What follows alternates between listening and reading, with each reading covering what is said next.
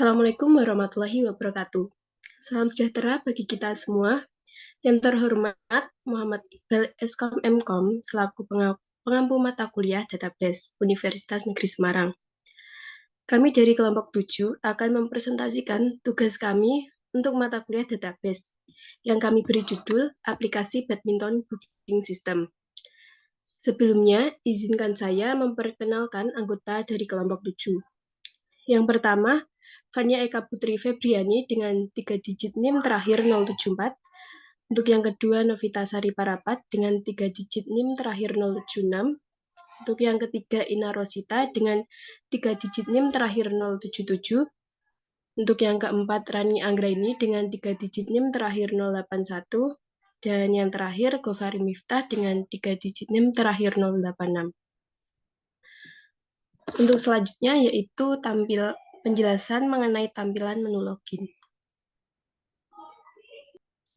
Untuk menu login sendiri akan dijelaskan oleh saya. Untuk menu login ini, kita masukkan nama pengguna,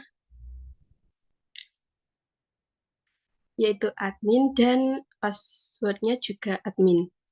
Dan di sini nama pengguna dan kata sandi sudah otomatis terprogram. Nah, untuk selanjutnya kita klik masuk.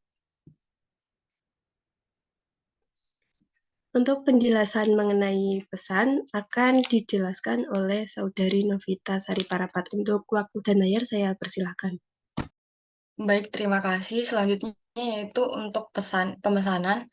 Di sini ada pesan pada hari, dipilih hari pemesanannya. Kemudian ada nama pemesanan. Ya, ada Senin sampai Minggu. Kemudian ada nama pemesanannya, contohnya diisi aja dulu. Nah, contohnya kit. Kemudian ada umur. Umurnya itu minimal di sini pilihannya dari 11. Kemudian ada jenis lapangan. Itu ada sintetik sama wooden. Terus ada nomor handphone. Nomor handphonenya boleh diisi aja dulu. Kemudian ada jam sewa, itu mau pesan dari jam berapa sampai jam berapa.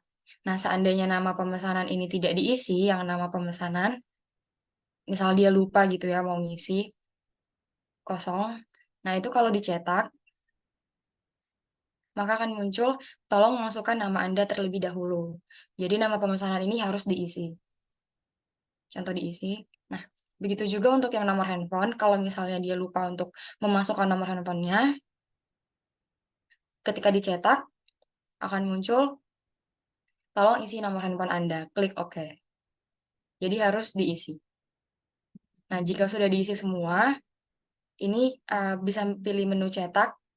Nanti akan muncul tampilan menu notanya itu dari nama yang diisi tadi, umur, jenis lapangan yang dipilih, pesan dari jam berapa sampai jam berapa, hari ingin menyewa lapangan tersebut, nomor handphone, biaya pemesanan, dan dipesan pada tanggal berapa ini itu dia real time dengan yang ada di uh, komputer itu atau hari itu juga gitu. Contoh klik pesan. Jam jam yang Anda pilih tidak tersedia, artinya jam ini tuh udah ada yang nyewa. Jadi milih jam yang lain. Contohnya yaitu nah, kemudian kita klik pesan, cetak dulu, cetak dulu.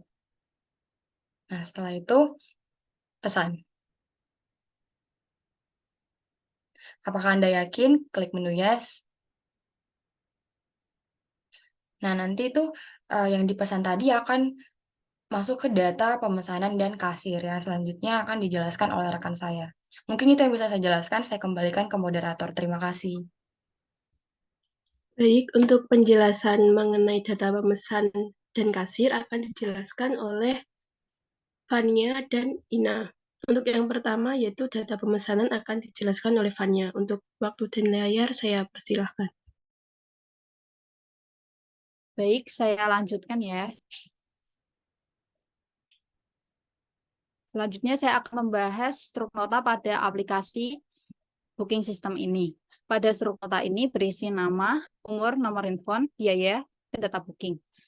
Karena tampilannya masih kosong, jadi kita pilih data pemesan dulu pada cari data pemesan. Nah, ini kita pilih salah satu data yang telah dipesan tadi untuk dicetak struknya. Nah, kita klik pilih saja. Lalu datanya akan tertampil pada struk notanya. Setelah itu akan kita cetak. Lalu klik OK saja.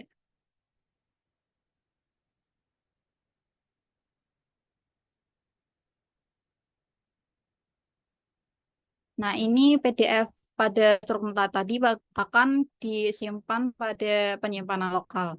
Selanjutnya kita kembali pada tampilan aplikasi. Nah, ini cari data pemesan ini akan sama pada aplikasi pada data pada kasir yang akan dijelaskan oleh Ina Rosita kepada Ina. Saya persilakan. Terima kasih kesempatannya. Saya akan menjelaskan tentang aplikasi kasir. Nah, di aplikasi kasir ini terdapat bagian nomor transaksi, nama, jenis lapangan, durasi sewa, total biaya, uang yang dibayarkan, dan juga kembaliannya.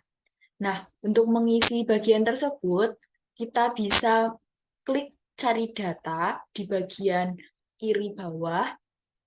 Setelah kita klik, di situ akan ada data-data pemesan yang belum lunas atau transaksinya itu belum dilakukan. Nah, untuk melakukan transaksi ini, kita bisa memilih data yang belum dibayarkan pemesanannya. Misalnya kita pilih data yang tadi kita masukkan, yaitu KIT. Kita klik, lalu pilih. Nah, maka akan terisi nomor transaksinya, namanya, jenis lapangan, dan juga durasi sewa, dan total biaya. Nah, untuk melakukan transaksi ini kita harus memasukkan uang yang dibayarkan terlebih dahulu, karena jika tidak diisi, kemudian kita langsung klik bayar, akan muncul peringatan untuk memasukkan pembayarannya terlebih dahulu. Jadi harus diisi uang yang dibayarkan. Tetapi uang yang dibayarkan itu nominalnya harus sama dengan total biaya ataupun lebih dari total biaya. Jika uang yang dibayarkan itu ternyata kurang, terus kita langsung klik bayar, maka akan muncul peringatan lagi bahwa pembayarannya masih kurang. Nah, kita coba untuk memasukkan nominal yang lebih dari total biaya. Misalnya 120.000. Lalu kita langsung klik bayar. Apakah Anda yakin? Yes. Klik yes. Kemudian muncul kembalian 40.000 dari uang yang dibayarkan. Setelah dilakukan pembayaran tersebut, maka data yang tadi kita pilih melalui cari data itu sudah tidak ada lagi. Dan data tadi sudah berpindah ke bagian data pemesanan pada nota. Untuk bagian tersebut akan dijelaskan kembali oleh Fania. Kepada Fania, waktu dan layar disilahkan. Terima kasih.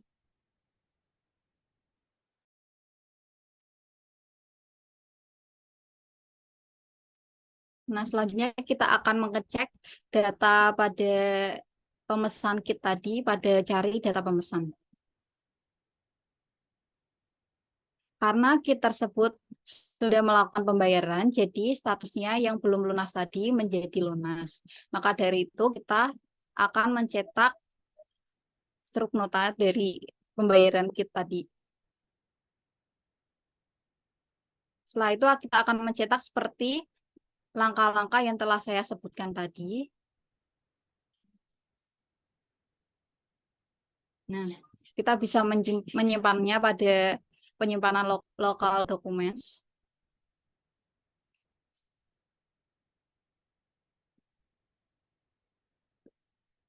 Baik, sekian penjelasan dari saya dan Ina. Selanjutnya saya kembalikan kepada moderator. Terima kasih. Baik, karena aplikasi kami terhubung dengan database, untuk penjelasan mengenai database akan dijelaskan oleh Saudara Gofar. Untuk waktu dan layar, saya persilakan. Baik, terima kasih atas waktu dan tempat yang sudah dipersilakan oleh moderator. Saya Gufar Miftah akan menjelaskan perihal database yang terhubung ke aplikasi kami. Aplikasi kami memiliki dua database, yaitu data lapangan dan data pesanan. Pada data lapangan, di sini ada J0, J1, J2, J3, sampai J14, lalu ada 00, 01, 10, 11. Ini semua memiliki arti, di mana J0 itu adalah jam awal sendiri, jam awal itu adalah jam paling awal untuk dipesan, yaitu jam 9, dan jam 14 adalah jam paling akhir untuk dipesan, yaitu jam 23. Lalu ada 0, 0, 01. Yang kiri itu melambangkan hari, di mana hari paling awal yaitu 0 itu adalah Senin, lalu 1 adalah Selasa, seterusnya sampai Sabtu. Sampai Minggu, maaf. Lalu yang kanan itu melambangkan jenis lapangan, ya, di mana 0 itu adalah sintetik, lalu 1 itu adalah wooden. Jenis lapangan pertama adalah sintetik dan jenis lapangan kedua adalah wooden. Lalu di sini ada angka 0 sampai 1. Di mana 0 itu masih belum dipesan, kalau 1 itu dipesan, seperti yang sudah dijelaskan oleh teman saya tadi, Novitasari, di uh, tampilan pesan, di mana ketika jamnya ini sudah menjadi 1 atau jamnya ini sudah dipesan, maka tidak bisa dipesan lagi oleh orang lain, maka akan muncul peringatan. Nah, ketika ini sudah 1, maka tidak bisa dipesan lagi. Kalau ini masih 0, maka bisa dipesan. Lalu akan muncul peringatan apakah Anda yakin? Ya, dan akan muncul dan mengupdate data lapangan ini. Lalu ketika sudah dipesan dan ya, ini akan menjadi 1 dan akan masuk ke data pesanan. Dan di data pesanan ini akan muncul semua yang sudah pesan, di mana yang belum lunas ataupun yang sudah lunas. Ketika sudah lunas, maka akan muncul di tabel data pemesan di truk nota yang tadi sudah dijelaskan oleh Fania Eka. Ketika belum lunas, maka akan muncul di data cari data di tampilan kasir yang sudah dijelaskan oleh Ina Rosita. Nah, di sini data pesanan ini itu satu database yang termuat di dua tabel, yaitu di cari data di kasir dan cari data pemesan di truk nota. Untuk menampilkan di mana yang lunas masuk ke nota, yang belum lunas masuk ke kasir, itu menggunakan programnya sendiri, di mana harus ada syarat yang dipenuhi, di mana nanti ada select data pesanan, where status sama dengan lunas, maka akan muncul ke nota. Lalu ketika select form data pesanan, itu where status sama dengan belum lunas, maka akan masuk ke kasir. Jadi ini merangkap di dua tampilan yang berbeda, dua fitur yang berbeda. Yang pertama adalah nota, yang kedua adalah kasir.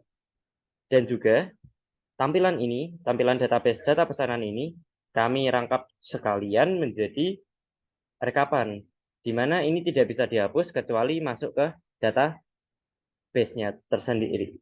Jadi ketika nggak masuk database-nya, nggak bisa dihapus.